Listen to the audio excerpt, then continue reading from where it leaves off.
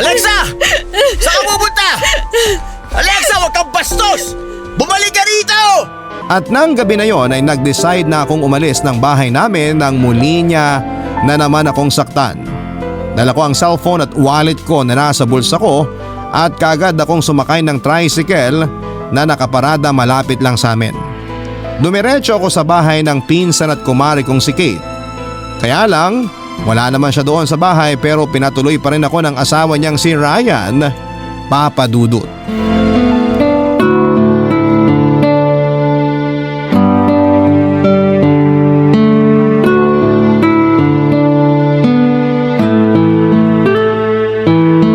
Naku Alexa, pasensya ka na kung hindi ako makakauwi ng bahay ngayon. Tulog na rin kasi ang mga bata dito sa bahay ni nanay. Ayos lang, Kate. Ako nga ang dapat humingi ng pasensya kasi pumunta ako dito sa bahay niyo ng 10 oras ng gabi. Ano ka ba? Walang problema doon. Ayun nga lang, si Ryan lang ang nandyan ngayon sa bahay. Nahihiya nga rin ako dito sa asawa mo. Ayoko na rin sanang tumuloy nung malaman ko kanina na wala ka pala dito. Kaya lang wala naman akong ibang mapupuntahan ng ganitong oras. Kaya nga dyan ka na magpalipas ng gabi sa bahay namin. Uuwi rin naman kami ng mga anak ko bukas ng tanghali. Ang sabi mo wala kang nadalang gamit, di ba? Oo, wallet at cellphone ko lang ang nabitbit ko nung umalis ako ng bahay namin. Kumuha ka muna sa mga pambahay ko dyan kung gusto mong magpalit ng damit. Naku, hindi na. Ayos lang naman ako dito sa suot ko. O sige, ikaw ang bahala. Basta kapag gusto mong magpalit ng damit, nandyan lang naman yung mga gamit ko. Saka pareho lang naman tayo ng size ng katawan kaya magkakasya sa'yo ang mga damit ko. Salamat talaga, Kate. Sus, wala yun. Nakausap ko na rin pala si Ryan kanina. Pinilin ko na sa kanya na doon ka na lang sa kwarto namin matulog at doon na lang siya sa sopa. Isa lang kasi ang kwarto namin dyan sa bahay. Okay lang naman kahit ako na lang ang matulog sa sofa. Ako naman ang hindi papayag na ikaw ang hindi maging komportable sa pagtulog mo. Stress ka na nga sa asawa mo, pati ba naman dyan sa bahay namin? Mas stress ka pa? Hindi naman pwede yun. O basta, feel at home ka lang dyan. Ibababa ko na tong tawag kasi kailangan ko nang pumasok sa loob ng bahay. Wala kasing signal doon. Saka nilalamok na rin ako dito sa labas eh. O sige, salamat uli, Kate. Wala yun. Kita tayo bukas. Bye! Bye.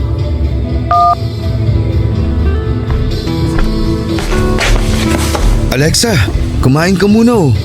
Pasensya na kung pritong itlog at longganisa lang tong naluto ko. Ito na lang din kasi ang laman ng ref namin. Oh, eto. Ayos lang, hindi ka na dapat nag-abala pa. Hindi rin naman ako nagugutom. Nako, kailangan mong kumain. Kahit konti lang. Kung hindi, lagot ako sa misis ko kapag nireport ko to sa kanya na hindi mo ginalaw tong mga niluto ko. Sige na nga. Salamat, Ryan, ha. Saka pasensya ka na rin kasi naabala pa kita ng ganitong oras. Ayos lang. Wala rin naman akong pasok sa trabaho bukas. Kaya nga ito, umiinom ako ng alak mag-isa. Pampatulog lang. Ay, oo nga. Kumusta na pala yung pasa sa pisngi mo? Hindi na ba masyadong masakit? Hindi na masyado. Salamat sa ice bag na pinahiram mo kanina. Ay, alam mo ba na hindi ito ang unang pagkakataon na nasaktan ako ni Arnold? Hindi pala first time yan? Bakit tinayaan mo pang maulit? Dahil mahal na mahal ko ang asawa ko at ayoko na tuluyang masira ang pagsasama namin. Tama naman siya na kasalanan ko kung bakit nawala ang baby namin eh.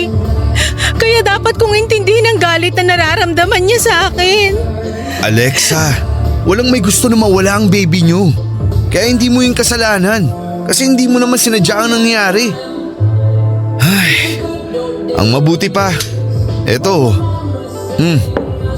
Para saan tong bote ng alak? Uminom ka para kahit paano marelax ka. Huwag kang mag-alala. Hindi naman malakas ang tama ng alak na yan. Mag-isang bote ka lang para makapagpahinga ka rin kaagad mamaya. Papa Dudut, magkaklase kami ni Kate mula elementary hanggang high school at naging magka-schoolmate din noong college. Kaya naman naging malapit din kami sa isa't isa. Kahit paano rin ay ka-close ko na ang naging asawa niya na si Ryan dahil mabait naman ito sa akin. Kaya nga hindi ko na rin napigilan noon ang sarili ko na mapakwento sa kanya at maglabas ng sama ng loob sa sitwasyon ko. Umiyak na rin ako noon dahil walang ibang nakakaalam ng mga pinagdadaanan ko sa kamay ni Arnold kung hindi si Kate lamang. Naging magaan naman ang loob ko kahit papaano dahil sa pag-uusap namin na yon ni Ryan. Nang mga oras din na yon, Papa Dudut, ay sakto namang umiinom siya ng alak nang dumating ako sa bahay nila. Hindi ko na nga rin siya natanggihan pa nang alokin niya ako ng isang bote ng alak. Alam ko kasi na kailangan ko yon para kahit papaano ay makalimot ako sa pinagdadaanan ko. Pero hindi lang pala problema ko ang makakalimutan ko noon kung hindi pati na rin ang limitasyon ko ng gabi na yon. At dahil nga sa sobrang kalasingan ko noon ay hindi ko na napigilan pa na may mangyari sa amin ni kumpare Papa Dudut. Kabarangay, i-share mo ang iyong barangay love stories. Sabay-sabay nating pakinggan ang iyong kwento ng pag-ibig, buhay at pag-asa. Ipadala lang sa barangaylovestories@yahoo.com.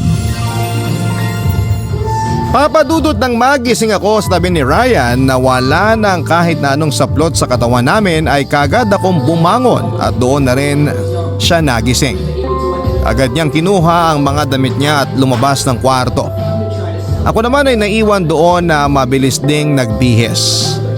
Saglit pa akong natigil noon sa kwarto at napatulala. Ilang beses kong tinatanong ang sarili ko kung bakit hinayaan ko na may mangyari sa aming dalawa ni Ryan ng gabing yon. Bakit hindi ako nag-iwan ng kaunting katinuan sa isipan ko at sarili ko?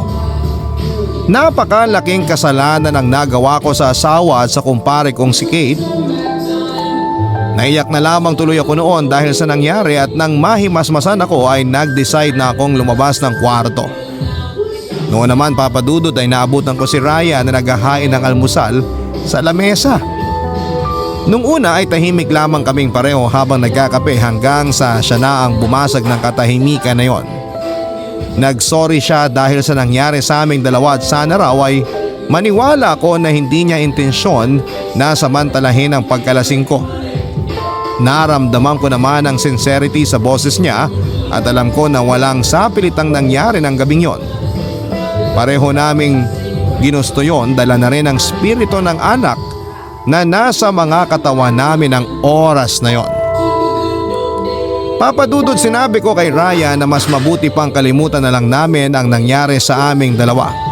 At nang makauwi nga si Kate kinahapunan ay halos hindi ako makatingin sa mga mata niya.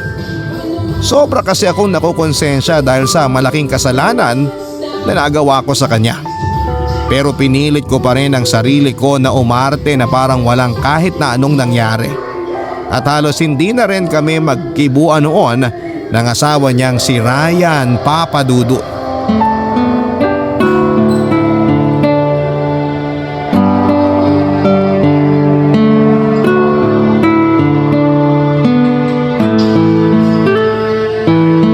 Naku, ano ba naman yung pasamo sa pisngi, Alexa? Ang laki! Hindi naman masyado. Saka pagaling na rin naman to. Anong hindi masyado ka dyan? Malaki kaya? Eh mukhang malakas ang pagkakasampal sa'yo ng hayop na Arnold na yun ah. Lasing lang siya kagabi kaya niya ako nasaktan. Huwag mo na siyang ipagtanggol. Sigurado naman ako na hindi yun ang unang pagkakataon na nasaktan ka niya. Bakit ba kasi tinitiis mo pang makasama siya sa iisang bahay? Alam mo naman ang sagot dyan, Kate. Ayokong tuluyan na masira ang pagsasama namin. Kaya okay lang sa'yo na gawin kang punching bag ng asawa mo, ganon. Hindi naman ganun kasama si Arnold kagaya ng iniisip mo. Sigurado ako na kaya siya nagkaganon kasi hindi niya pa rin matanggap ang pagkawala ng baby namin. Alexa, halos 1 taon na rin ang nakalipas mula nang makunan ka. Kahit hindi ko na-experience ang makunan o mawalan ng anak, alam ko naman na mali ang ginagawa niyang pananakit sa'yo. At mali ka rin na hinahayaan mo siyang saktan ka ng ganyan. Mahal ko si Arnold eh. Nandun na tayo sa mahal mong asawa mo. Pero huwag mo naman sanang kalimutan na mahalin ang sarili mo. Excuse sa inyo. Pinagtimpla ko kayo ng kape saka eto. May biko rin akong dala na binili ko sa nagdala kong bata kanina. Ilalagay ko na dito sa lamesa ha. Oh, Ayan, salamat mahal. Kanina pa nga rin ako nagugutom eh. Alexa, eto ang kape mo. Tsaka ito, Biko. Salamat, Ryan. Nga pala, mahal. Lalabas lang ako saglit. Nag-iya kasi si paring Oka na uminom kami sa bahay nila. O sige, basta umuwi ka kaagad. Saka huwag kang magpapakalasing masyado ha. Oo, mahal. Maiwan ko muna kayo. Sige, Alexa.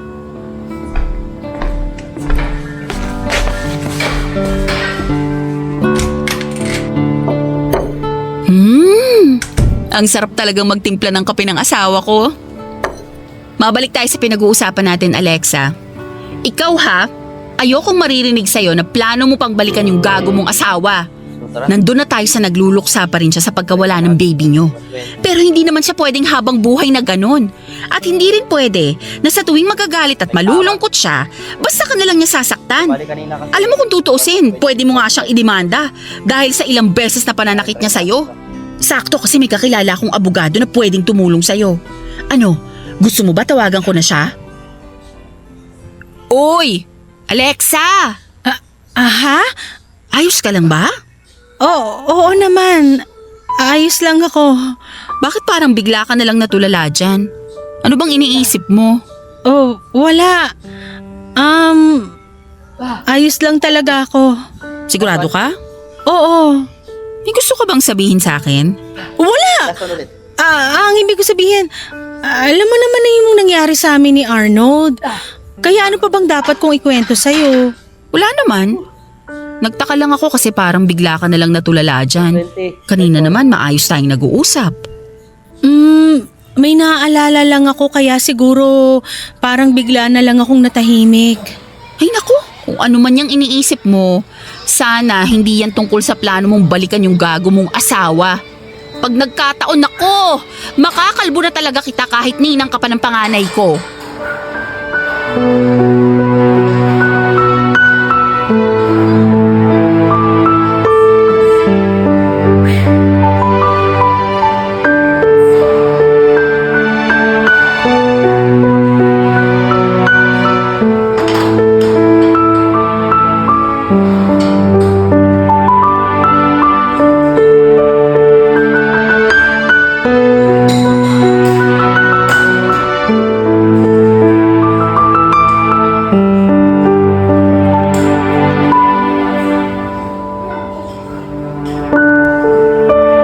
Papadudod sa kabila ng pangungumbinsi ni Kate na huwag ko nang muli pang balikan ang asawa ko ay hindi ko rin po nasunod yon. Dumating din kasi si Arnold sa bahay ni na Kate para humingi ng tawad sa akin.